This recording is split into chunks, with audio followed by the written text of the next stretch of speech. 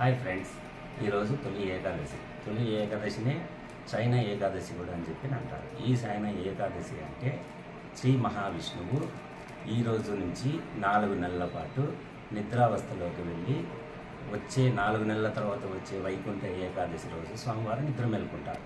ఈ మాసాన్నే చాతుర్మాసం అని చెప్పి అంటారు. ఈరోజు తొలి ఏకాదశి.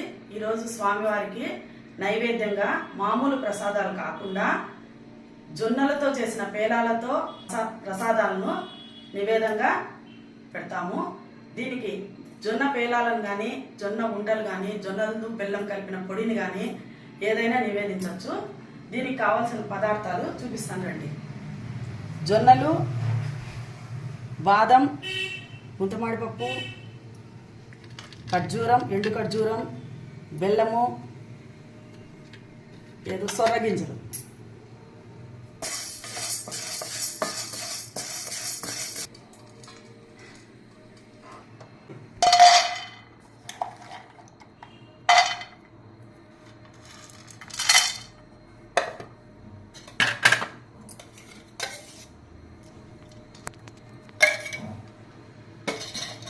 ఈరోజు తొలి ఏకాదశి రోజు కాబట్టి ఈరోజు స్వామివారికి అన్ని రోజులు మామూలుగా పెట్టే నైవేద్యం కాకుండా పేలాలతో చేసిన, జొన్నలతో చేసిన పేలాలతో చేసిన నైవేద్యాన్ని బెల్లం కలిపి కానీ, వేరే చక్కెర మాత్రం కలపకూడదు, బెల్లంతో కలిపి నైవేద్యం ఉండలుగా చేసి కానీ, పొడి చేసి కానీ ఏ విధంగా అయినా పెట్టచ్చు, ఎవరిష్టం వాళ్ళది. ఈ నైవేద్యమే ఈరోజు స్వామివారికి నివేదించాలి.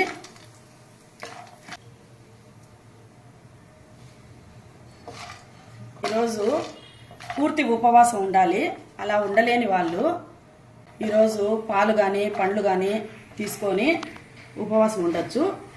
అలా కూడా ఉండలేని వాళ్ళు, షుగర్లు, బీపీ ఉండేవాళ్ళు ట్యాబ్లెట్లు వేసుకొని ఉండాలి. కాబట్టి ఈరోజు బియ్యంతో కాకుండా ఉప్మా రవ్వతో కానీ, గోధుమ రవ్వతో కానీ ఉండే ఆహారాన్ని తీసుకోవచ్చు. ఆ విధంగా తీసుకొని పూర్తి ఉపవాసం ఉండొచ్చు. ఫస్ట్ పేలాలు వేసుకోవాలి, మిక్సీకి వేసుకోవాలి.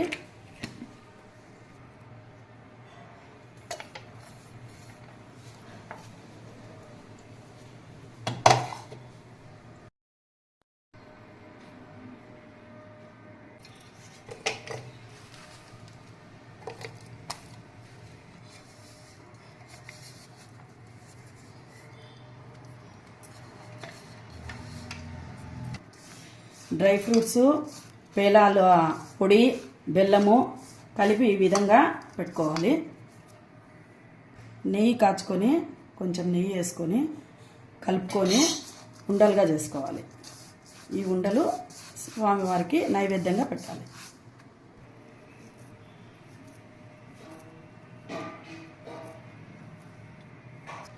నైవేద్యం రెడీ అయిందండి. ఇప్పుడు స్వామివారికి నైవేద్యం నివేదించుకున్నాము. నేను చేసిన పేలాల ఉండలు నచ్చినట్లయితే లైక్ చేయండి, షేర్ చేయండి, సబ్స్క్రైబ్ చేయండి ప్లీజ్ అండి.